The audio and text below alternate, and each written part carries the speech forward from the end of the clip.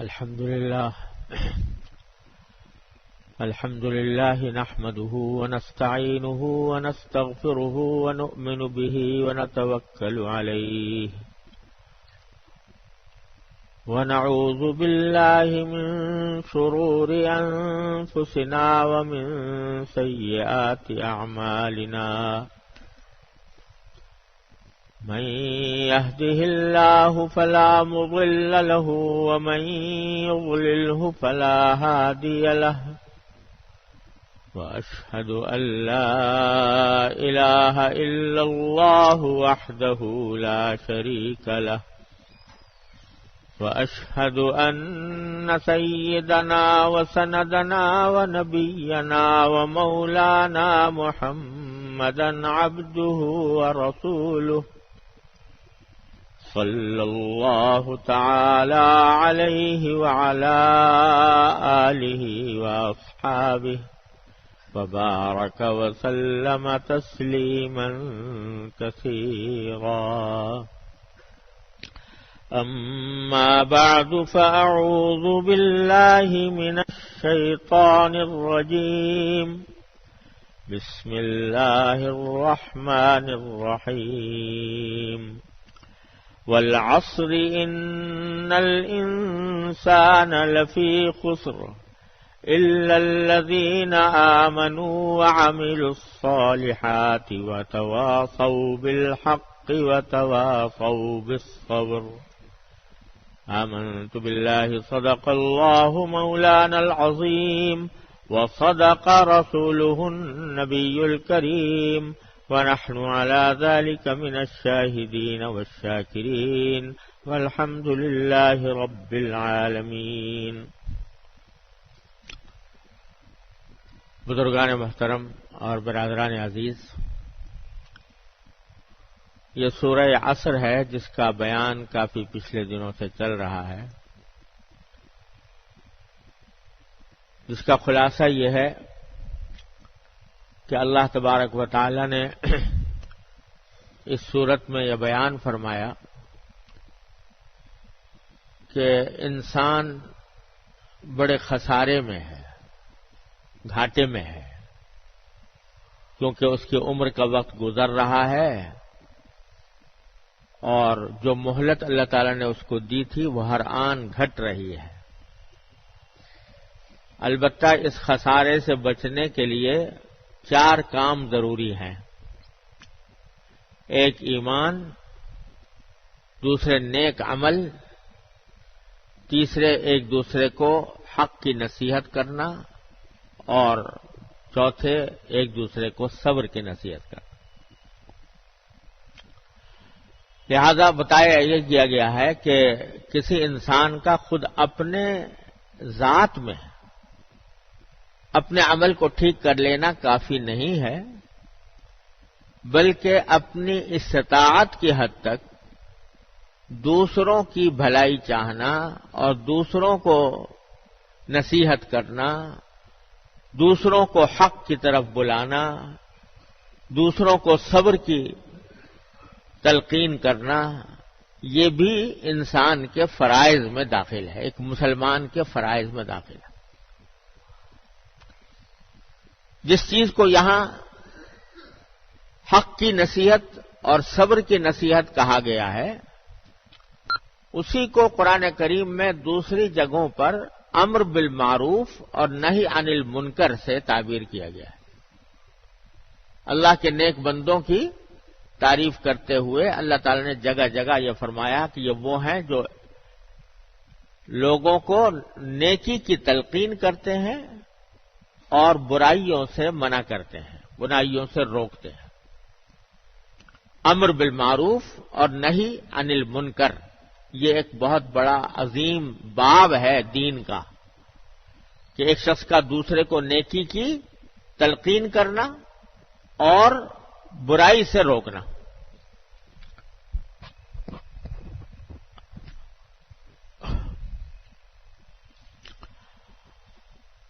اور حدیث میں نبی کریم سرور دو عالم صلی اللہ علیہ وسلم نے اس کی تھوڑی سی تفصیل یہ بیان فرمائی ہے کہ من رآ منکم منکرن فلیغیرہ بیدہ، تم میں سے کوئی شخص جب کوئی برائی ہوتے ہوئے دیکھے تو اس کو چاہیے کہ اپنے ہاتھ سے اس کو روک دے۔ فَإِن لَّمْ يَسْتَطِعْ، اگر ہاتھ سے روکنے کی قدرت نہ ہو، فَبِلِّسَانِهِ، تو اپنے زبان سے روکے۔ فَإِن لَّمْ يَسْتَطِعْ، اور اگر زبان سے روکنے کی بھی طاقت نہ ہو، یعنی اندیشہ اس بات کا ہے کہ زبان سے اگر روکوں گا یا زبان سے اس کو ٹوکوں گا یا برا کہوں گا یا اس کی تلقین کروں گا تو مجھے کوئی ناقابل برداشت نقصان پہنچ جائے گا، تو ایسی صورت میں فبقلبہ، تو وہ دل ہی سے کم از کم اس کو برا سمجھے اور دل سے اس کو برا سمجھتا رہے اور اللہ تعالیٰ سے دعا کرتا رہے کہ یا اللہ مجھے اس برائی کو ختم کرنے کی توفیق عطا فرما دے۔ 3 درجے بیان فرمائے۔ ایک درجہ ہاتھ سے روکنے کا جبکہ طاقت ہو، دوسرا درجہ زبان سے روکنے کا، اور تیسرا درجہ دل سے برا سمجھنے کا۔ اور یہ فرمایا تیسرا درجہ جو ہے ذالک اضعف الایمان، یہ ایمان کا کمزور ترین درجہ ہے۔ علماء کرام نے قرآن و سنت کی ہدایات کی روشنی میں اس کی تفصیل یوں بیان فرمائی ہے کہ جو پہلا درجہ ہے یعنی ہاتھ سے روکنے کا، یہ کام ہے اس شخص کا جس کو کہیں پر اقتدار حاصل ہو۔ مثلا حاکم ہے، وہ اپنے ہاتھ سے روک سکتا ہے، اس کو طاقت حاصل ہے، اقتدار حاصل ہے، اس کا فریضہ ہے کہ اگر کوئی برائی ہو رہی ہے تو ہاتھ سے روکے۔ کوئی کسی محکمے کا ذمہ دار ہے، اس کو وہاں اقتدار حاصل ہے، کوئی برائی ہو رہی ہے، اس کا فرض ہے کہ اپنے طاقت کو استعمال کرتے ہوئے، اپنے اختیارات کو استعمال کرتے ہوئے، اپنے اتھارٹی کو استعمال کرتے ہوئے اس کو روکے۔ اور ہر انسان کو اپنے گھر پر اقتدار حاصل ہے، اپنے گھر والوں پر، بیوی پر، بچوں پر، تو وہاں اگر کوئی برائی ہو رہی ہے تو اپنے ہاتھ سے اس کو روکے، اپنے اتھارٹی کو استعمال کرتے ہوئے روکے۔ ایک تو یہ موقع ہے ہاتھ سے روکنے کا۔ دوسرا موقع ہاتھ سے روکنے کا وہ ہے جہاں آپ کسی دوسرے انسان پر ظلم ہوتا ہوا دیکھ رہے ہیں اور آپ کو غالب گمان یہ ہے کہ اگر آپ اپنی طاقت استعمال کریں گے تو اس مظلوم کو ظلم سے بچا سکیں گے۔ ایک قوی ہیکل آدمی ہے اور وہ دوسرے کو بلا وجہ بے گناہ اس کی پٹائی کر رہا ہے اور وہ کمزور بیچارہ مظلوم اس کے ہاتھوں پٹ رہا ہے، اور آپ کے اندر یہ طاقت ہے کہ اس کو اس کے چنگل سے چھڑا لیں، تو اس صورت میں آپ کے ذمے واجب ہے کہ آپ اس کو وہاں سے چھڑائیں تاکہ اس کو اس ظلم سے بچا سکیں۔ جہاں آدمی کو اس بات کا غالب گمان ہو کہ میں اپنی طاقت استعمال کر کے کسی مظلوم کو اس ظالم کے ظلم سے بچا سکوں گا اور خود مجھے بھی کوئی بہت بڑا ناقابل برداشت نقصان اٹھانا نہیں پڑے گا، تو ایسی صورت میں بھی اپنا ہاتھ استعمال کر کے اس کو روکنا ضروری ہے۔ ایک شخص ہے وہ دوسرے کا کوئی مال چرا رہا ہے، آپ کی آنکھوں کے سامنے چرا رہا ہے، یہ ایک برائی ہو رہی ہے اور آپ کو غالب گمان یہ ہے کہ آپ کے اندر اتنی طاقت ہے کہ اس چور سے اس کو چھڑا لیں اور چوری سے اس کو باز رکھیں، تو آپ کے ذمہ واجب ہے، فرض ہے کہ اس کو روکیں۔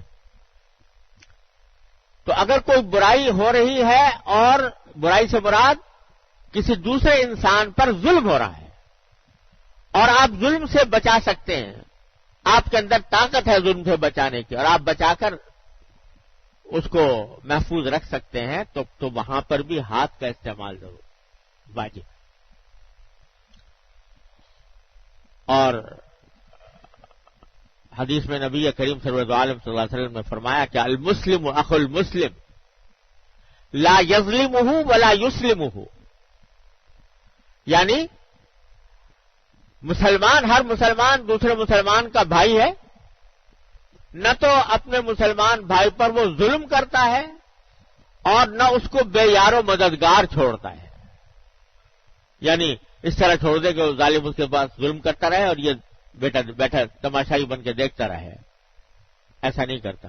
جب تک طاقت ہے ظلم سے دوسرے کو بچانا فرض ہے، ہاتھ استعمال کر کے۔ یہ دو موقع ہیں جہاں ہاتھ استعمال کر کے برائی کو روکنا ضروری ہے، واجب ہے، انسان کا مذہبی شرعی فریضہ ہے۔ لیکن جیسا میں نے پہلے بھی عرض کیا تھا کہ ان دو مواقع کے علاوہ کوئی شخص جو ہے وہ کسی برائی میں مبتلا ہے، گناہ میں مبتلا ہے، تو اور آپ اس کو ہاتھ سے روک کر اور اگر اس کی زبردستی کریں اس کے اوپر، تو یہ شریعت کا حکم نہیں ہے، جبکہ آپ کا اس پر کوئی اقتدار نہیں۔ ہاں، اس صورت میں دوسرا درجہ آتا ہے اور وہ ہے زبان سے برائی کو واضح کرنا اور زبان سے اس برائی کو روکنے کی کوشش کرنا، جس کے معنی یہ کہ آپ اس شخص کو سمجھائیں، فہمائش کریں، نصیحت کریں، تو یہ دوسرا اگر اس نصیحت کے قبول کرنے کا غالب گمان ہو تو زبان سے نصیحت کرنا واجب ہے، فرض ہے۔ ایک شخص کسی گناہ میں مبتلا ہے اور آپ کو یا غلط کام کوئی کر رہا ہے، آپ کو غالب گمان یہ ہے کہ میں اگر اس کو بتا دوں گا محبت سے، پیار سے، شفقت سے، دل سوزی سے، تو یہ باز آ جائے گا، تو اس صورت میں آپ کو زبان سے بتلانا واجب ہے، فرض ہے۔ اگر نہیں بتائیں گے اور نئی زبان سے اس کو تلقین کریں گے تو ایسا ہی گناہ ہوگا جیسے نماز چھوڑنے کا گناہ ہوتا، کیونکہ یہ بھی واجب ہے، اس کے لیے فرض ہے۔ یہ آپ ایک شخص کو دیکھ رہے ہیں کہ فرض کرو دیکھ رہے ہیں کہ نماز غلط طریقے سے پڑھ رہا ہے اور نادانی میں پڑھ رہا ہے بیچارہ، تو اور اگر اس کو بتا دیا جائے گا تو وہ ٹھیک پڑھنے لگے گا، تو اس کو بتانا واجب ہے، فرض ہے۔ ایک شخص ہے جو کسی گناہ میں مبتلا ہے، یا تو سمجھتا جانتا ہی نہیں کہ یہ گناہ ہے، یا یہ کہ جانتا ہے مگر دھیان نہیں ہوا، اور آپ کو غالب گمان یہ ہے کہ میں اگر اس کو بتا دوں گا، سمجھاؤں گا تو یہ بات آ جائے گا، تو اس صورت میں زبان سے اس کو نصیحت کرنا، بتانا فرض ہے، واجب ہے۔ فذکر ان نفعت الذکر، قرآن کریم نے فرمایا نصیحت کرو اگر نصیحت فائدہ پہنچانے والی ہو، یعنی غالب گمان تمہارا یہ ہو کہ اس سے فائدہ پہنچے گا اور یہ اس بات کو قبول کر لے گا۔ اور اگر غالب گمان یہ نہ ہو، یعنی پتہ نہیں مانے گا یا نہیں مانے گا، اللہ ہی جانے، پتہ نہیں مانے گا یا نہیں مانے گا، تو ایسی صورت میں فرض تو نہیں ہے، لیکن پھر بھی بہتر ہے کہ سمجھایا جائے، بہتر ہے کہ سمجھایا جائے۔ اگر مان لیتا ہے تو آپ کا مقصد حاصل ہو گیا، نہیں مانتا تو آپ نے کم از کم اپنا کام کر لیا، پھر اللہ تعالیٰ سے مانگو کہ یا اللہ اس کو میں بتانے جا رہا ہوں، اپنے رحمت سے اس کے دل میں ڈال دیجئے. تو اللہ تبارک و تعالیٰ بعض اوقات اندازہ بھی نہیں ہوتا، کوئی ایک کلمہ بھی دوسرے انسان کے اوپر کارآمد ہو جاتا ہے. یہ زبان سے سمجھانا کسی انسان کو. یہاں یہ بھی تفصیل عرض کر دوں، آج زبان سے سمجھانے کے دو مفہوم ہوتے ہیں. ایک انفرادی طور پر کسی کو سمجھانا اور ایک اجتماعی طور پر دعوت دینا. یعنی مجمع ہے، اب مجمع کو کوئی نیکی کی بات سمجھائی جا رہی ہے، بتائی جا رہی ہے، جیسے واعظ میں ہوتا ہے، تقریر میں ہوتا ہے. یہ دو الگ الگ چیزیں ہیں زبان سے سمجھانے کی. میں آج پہلی کی بات کر رہا ہوں کہ کسی شخص کو انفرادی طور پر سمجھانا، انفرادی طور پر نصیحت کرنا. یہ اگر نصیحت کے قبول ہونے کا غالب گمان ہو تو فرض ہے، یہ فرض عین ہے. اور اگر غالب گمان نہ ہو تو فرض نہ صحیح لیکن پھر بھی مستحب ہے، بہتر ہے کہ اس کو سمجھایا جائے. کیا پتہ اللہ تبارک و تعالیٰ آپ کی بات کو مؤثر کر دے. اور ایک حدیث میں آتا ہے کہ نبی کریم صلی اللہ علیہ وسلم نے فرمایا کہ لَأَن يَهْدِيَ بِكَ اللَّهُ رَجُلًا خَيْرٌ لَكَ مِنْ حُمُرِ النَّعَمِ. اگر اللہ تعالیٰ تمہارے ذریعے کسی ایک انسان کو بھی صحیح راستے پر لے آئے، ہدایت دے دے تمہارے ذریعے، تو یہ تمہارے لیے سرخ اونٹوں سے زیادہ بہتر ہے. عرب کے لوگوں کو سرخ اونٹ بہت بڑی دولت سمجھی جاتی تھی، تو وہ بہت بڑی دولت بھی مل جائے تو اس سے بھی زیادہ بہتر ہے کہ اللہ تعالیٰ تمہارے ذریعے کسی ایک انسان کو بھی ہدایت دے دے. تمہارے نامہ اعمال میں لکھا جائے گا، اور قیامت تک وہ جب اس نیک عمل کو کرے گا یا برائی سے رکے گا تو اس کا ثواب تمہیں ملتا رہے، تمہارے لیے ایک صدقہ جاریہ ہوگا. لہذا یہ معمولی بات نہیں کہ کسی کو کوئی حق کی بات پہنچا دینا، حق کی بات کی نصیحت کر دینا، برائی سے روکنے کی نصیحت کر دینا. لیکن بات جب بنتی ہے، جیسے پچھلی مرتبہ بھی شاید میں نے عرض کیا تھا کہ جو بات کہی جائے دوسرے سے وہ ہمدردی کے ساتھ ہو، دل سوزی کے ساتھ ہو، خیر خواہی کے ساتھ ہو، اور شفقت اور محبت کے ساتھ، پیار کے ساتھ.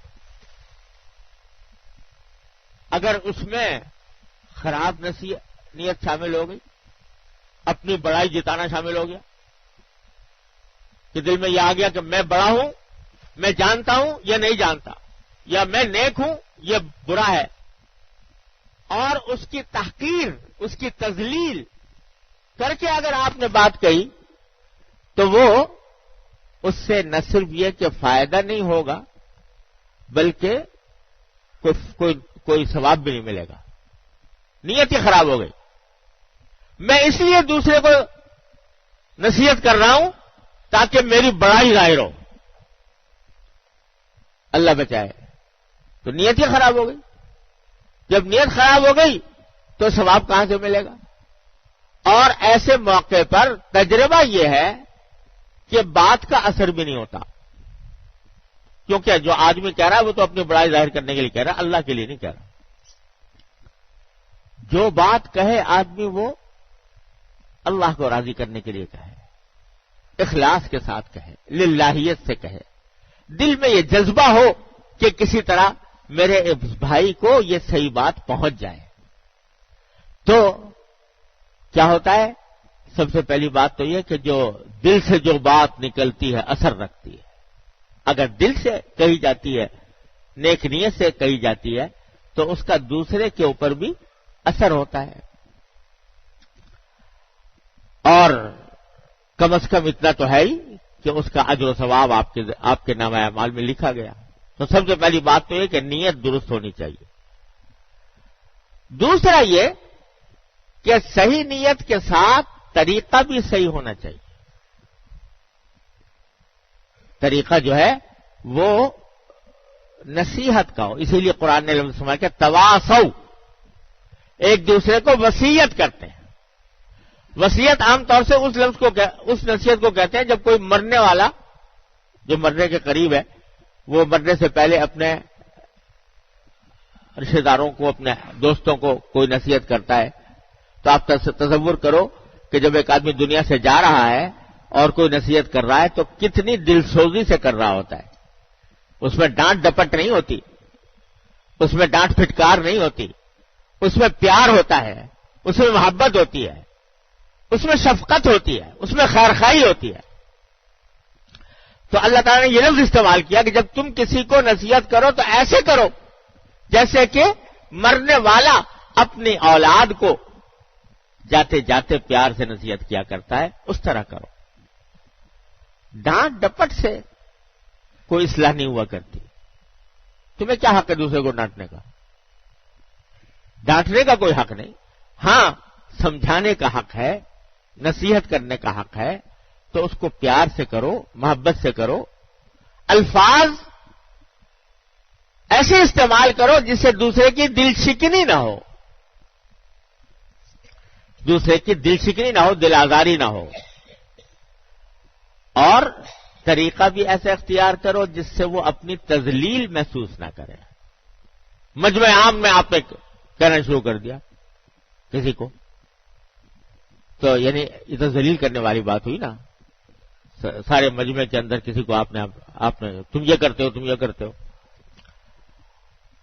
اس کو سمجھانا ہے تو خلوت میں سمجھاؤ، تنہائی میں سمجھاؤ اور پیار سے سمجھاؤ، اور اس انداز سے سمجھاؤ کہ جس سے وہ اپنی سبکی محسوس نہ کرے، اپنی تذلیل محسوس نہ کرے. آپ اپنی بڑائی ظاہر نہ کر رہے ہوں اس کے اوپر کہ بھائی دیکھو ہم نے یہ سنا ہے، شریعت کا یہ حکم ہے، آپ اس کے مطابق عمل کریں تو بہت اچھی بات ہے. اس انداز سے جس سے وہ اس کے باوجود اگر کوئی برا مانتا ہے مانا کرے، لیکن اپنی طرف سے طریقہ صحیح ہونا چاہیے، نیت صحیح ہو، طریقہ صحیح ہو.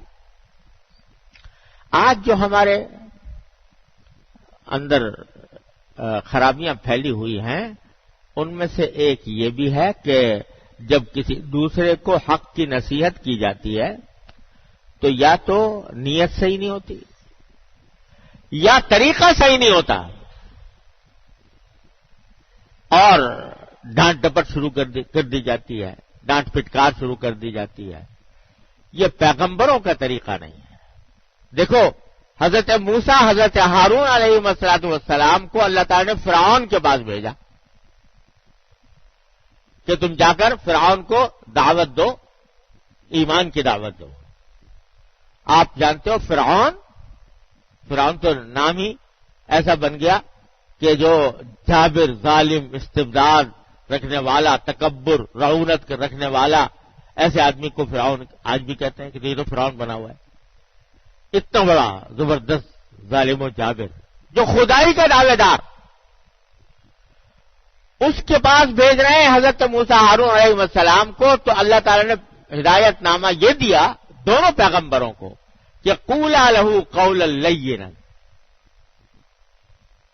کہ جا کر اس سے نرمی سے بات کرنا. آپ اندازہ لگاؤ، فرعون جیسے جابر کے بارے میں کہا جا رہا ہے کہ جا کر اس سے نرمی سے بات کرنا. لعلہ یتذکر و یخشی، شاید وہ نصیحت مان لے، شاید وہ اس کو دل میں خدا کا خوف پیدا ہو جائے. حالانکہ اللہ تعالیٰ جب بھیج رہے تھے تو اللہ تعالیٰ کو تو پتا تھا کہ وہ ماننے والا نہیں، آخر تک نہیں مانے گا، اور وہ خدائی کا دعوے دار ہے، کسی صحیح بات کو سننے کا روادار نہیں. اللہ تعالیٰ کے تو علم میں تھا، لیکن موسیٰ اور ہارون علیہ السلام کو فرمایا کہ تمہارا کام یہ ہے کہ نرمی سے بات کرنا، اور اپنے دل میں، داعی کے دل میں یہ امید رہنی چاہیے کہ چاہے فرعون کیوں نہیں ہے لیکن وہ شاید نصیحت حاصل کر لے، شاید اس کے دل میں خدا کا خوف پیدا ہو جائے. تو داعی کا کام یہ نہیں ہے کہ وہ یہ دیکھے کہ بھئی یہ تو بالکل قابو سے باہر ہے. تمہارے دل میں یہ امید رہنی چاہیے کہ شاید مان لے تمہاری بات. لعلہ یتذکر و یخشی. میرے والد ماجد حضرت مولانا مفتی محمد شفیع صاحب قدس اللہ تعالی سرہ فرمایا کرتے تھے کہ تم موسیٰ اور ہارون سے بڑے مصلح نہیں ہو سکتے. اور تمہارا مخاطب فرعون سے بڑا گمراہ نہیں ہو سکتا.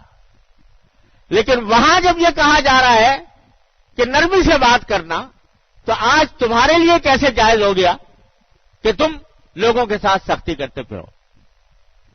بات کہو تو نرمی سے کہو. یہ قرآن کا حکم ہے. اور پیغمبروں کا طریقہ یہ ہے کہ مخالفین گالیاں دیتے ہیں، برا بھلا کہتے ہیں، تانے دیتے ہیں، اذیتیں پہنچاتے ہیں، لیکن پیغمبر ان کے گالی کا جواب گالی سے نہیں دیتا. پیغمبر برائی کا جواب برائی سے نہیں دیتا.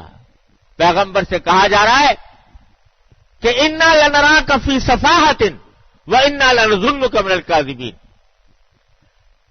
پیغمبر سے اس کی قوم کہہ رہی ہے کہ ہم تو تمہیں پہلے درجے کا بیوقوف سمجھتے ہیں اور پہلے درجے کا جھوٹا سمجھتے ہیں. کوئی اور دوسرا ہو تو کبھی تو مجھے بیوقوف کہہ رہا ہے، تو بیوقوف، تیرا باپ بیوقوف، تیرا دادا بیوقوف، اور مجھے جھوٹا کہہ رہا ہے تو جھوٹا، تیرا باپ جھوٹا.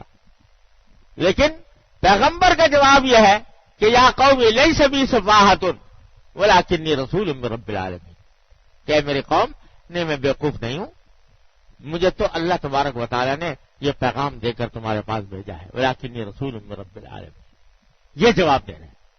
ان کی گالی کو ایک واقعہ بنا کر اس کی تردید کر کے جواب دے رہے ہیں کہ بھئی میں تو تمہارے پاس خیر خواہی کے لیے آیا ہوں پروردگار کی طرف سے، تم مجھے چاہے گالی دو چاہے کچھ کرو. پیغمبر کبھی گالی کا جواب گالی سے نہیں دیتے. تو پیغمبرانہ دعوت وہ سختی نہیں مانگتی، وہ نرمی مانگتی ہے، وہ محبت مانگتی ہے، اس کے دل میں ایک تڑپ ہوتی ہے.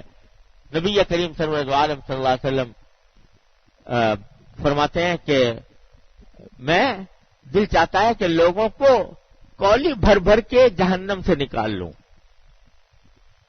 یہ جذبہ کہ جو میں بات کہہ رہا ہوں وہ اس لیے کہہ رہا ہوں کہ میں آنکھوں سے دیکھ رہا ہوں کہ لوگ جہنم کی طرف جا رہے ہیں، اس کی طلب میرے دل میں لگی ہوئی ہے. تو میں چاہتا ہوں کہ کسی طرح کولی بھر بھر کے ان کو نکال لوں جہنم سے، اور اس کی وجہ سے گھل رہے ہیں. یہاں تک کہ اللہ تعالیٰ قرآن شریف میں فرماتے ہیں کہ لعلک باخع نفسک الا یکونوا مؤمنین. کیا آپ اپنی جان گھلا لو گے اس فکر میں کہ یہ لوگ ایمان کیوں نہیں لاتے؟ اپنی جان گھلائی ہوئی ہے، اس لیے کہ فکر لگی ہوئی ہے کہ کسی طرح میں اپنی قوم کو غلط راستے سے نکال لوں. یہ فکر پیدا ہونی چاہیے داعی کے دل میں، تب وہ تواصی بالحق اور تواصی بالصبر کا اہل بنتا ہے. تو بھائی اللہ تبارک و تعالی ہمیں توفیق عطا فرمائے کہ جب کبھی ایسی نوبت آئے تو اس میں یہ ضروری ہے کہ ایک تو فکر ہو، خیرخواہی ہو، اور خیرخواہی کا طریقہ بھی ہو. ایک بات اور عرض کر کے یہ کم از کم اس بات پوری ہو جائے کہ یہ زبان سے جو دوسرے کو اس کی غلطی پر متنبع کرنے کا معاملہ ہے، اس کے لیے ایک حدیث میں ایک اور بڑا پیارا اسلوب اختیار فرمایا گیا ہے. فرمایا کہ المومن مرآت المومن، ایک مسلمان دوسرے مسلمان کا آئینہ ہے. کیا مانا؟ کہ جیسے آدمی آئینے کے سامنے کھڑا ہوتا ہے تو اپنا چہرہ اس کو صحیح طریقے سے نظر آ جاتا ہے. اگر چہرے کے اندر کوئی خرابی ہے، کوئی داغ لگ گیا ہے، کوئی دھبا لگ گیا ہے، تو وہ آئینہ اس کو بتا دیتا ہے کہ بھئی تمہارے چہرے پر داغ لگا ہوا ہے، صاف کر لو. تو فرمایا کہ مومن کا کام، مومن بھی ہر مومن دوسرے مومن کا آئینہ ہے. اس کو نظر نہیں آ رہا تھا دھبا، تم نے اس کو بتا دیا، تو یہ آئینے کا کام کیا تم نے. اور تمہیں نظر نہیں آیا تھا اپنا دھبا، دوسرے نے تمہیں بتا دیا، تو اس نے تمہارے لیے آئینے کا کام کیا. المومن مرآت المومن. اور اس حدیث کی تشریح میں حضرت حکیم الامت مولانا اشرف علی صاحب تھانوی قدس اللہ تعالی سرہ نے بڑی پیاری بات فرمائی. فرمانے لگے کہ حضور اقدس صلی اللہ علیہ وسلم نے آئینہ قرار دیا ہے مومن کو، تو آئینے کا کام یہ ہوتا ہے کہ جو سامنے کھڑا ہے نا اسی کو بتائے گا عیب اس کا، دوسروں کو نہیں کہتا پھرے گا کہ دیکھو فلاں میں یہ عیب ہے. جو سامنے کھڑا ہے اس کو بتا دے گا کہ تمہارے اندر یہ عیب ہے، تمہارے اندر یہ خرابی ہے، تمہارے جسم پر یہ داغ دبا لگا ہوا ہے. لیکن آئینہ کوئی دوسرا آئے گا، وہ ہٹ گیا، دوسرا آ گیا، تو آئینہ اس کو نہیں بتائے گا کہ میرے پاس جو دوسرا آدمی کھڑا ہوا تھا اس کے منہ پر یہ دبا لگا ہوا تھا، اس کو نہیں بتائے گا، جو کھڑا ہے اسی کو بتائے گا. تو نبی کریم سرورت عالم صلی اللہ علیہ وسلم نے یہ مثال دے کر فرمایا کہ اگر کسی مومن کی کوئی برائی دیکھو تو اسی سے کہو جیسے آئینہ کہتا ہے. تو دوسروں سے کہتے مت پھرو کہ فلاں میں یہ برائی ہے، فلاں میں یہ برائی ہے، کیونکہ یہ غیبت ہے اور یہ دوسروں کی تذلیل اور تحقیر ہے، اس کو بدنام کرنے کا راستہ ہے جو مومن کا کام نہیں ہے. اس سے کہو، اسی سے کہو، محبت سے کہو، پیار سے کہو. تو اور ساتھ میں اللہ تعالیٰ سے دعا کرو کہ یا اللہ میں نے اس سے کہہ تو دیا ہے، اپنی رحمت سے اس کے دل میں ڈال دیجئے کہ میری بات کو قبول فرما لے. تو اللہ تعالیٰ کیا بعید ہے کہ تمہارے ذریعے ایک برائی کو مٹا دیں. اللہ تبارک و تعالیٰ اپنے فضل و کرم سے، اپنی رحمت سے ہم سب کو اس کے اوپر عمل کی توفیق عطا فرمائے. وآخر دعوانا الحمدللہ رب العالمین.